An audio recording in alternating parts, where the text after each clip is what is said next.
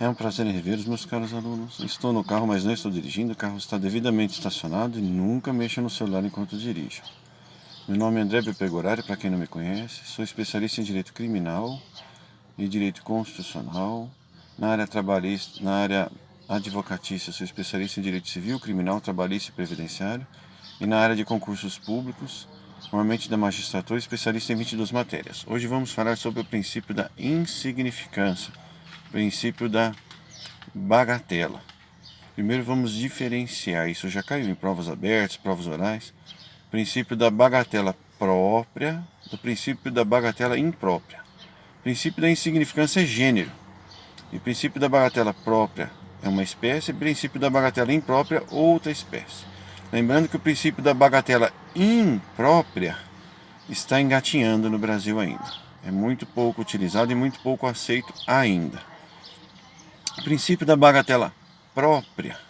Neste princípio, o fato já nasce irrelevante. Já nasce irrelevante.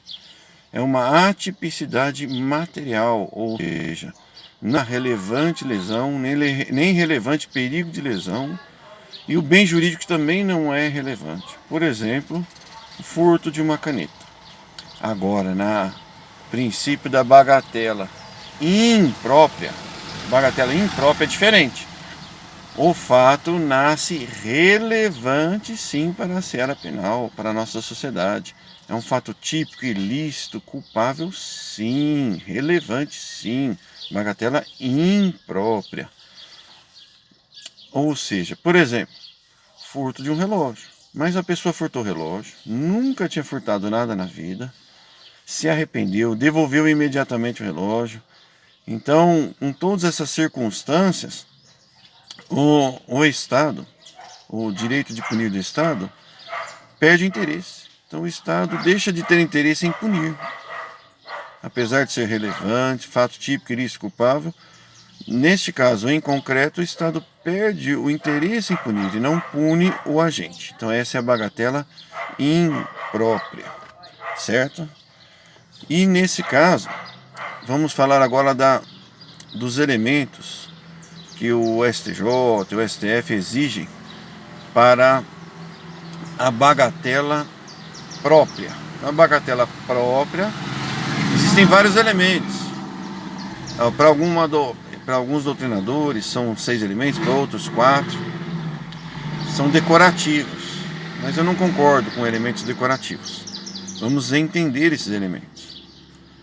Quais são os elementos de forma compreensiva? A conduta do agente. Então, a conduta do agente, para que se configure a bagatela própria, já nasce o fato irrelevante para a seara penal. Então, primeiro, a conduta da gente tem que ter uma mínima ofensividade. No caso do furto da caneta, né? Mínima ofensividade. O agente, a forma de atuação do agente também tem que ter uma mínima ofensividade. Ó, segunda compreensão.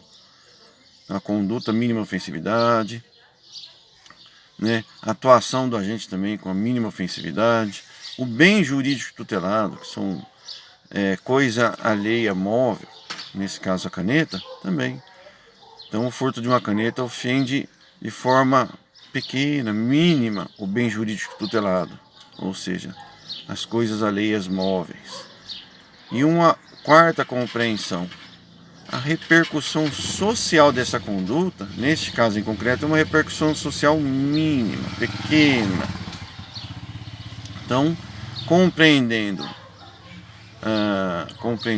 a conduta do caso em concreto, a conduta, a modo de atuação do agente, o bem jurídico tutelado e a repercussão social, esses 4 fatores, todos eles forem mínimos, com a mínima ofensividade, configurar-se a bagatela própria. Agora, um terceiro ponto da aula de hoje muito importante. A bagatela própria pode ser aplicada a atos infracionais?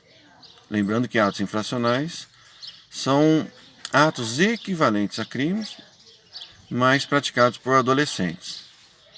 Então, esses atos infracionais, em regra, a eles não é aplicada a bagatela própria, princípio da insignificância.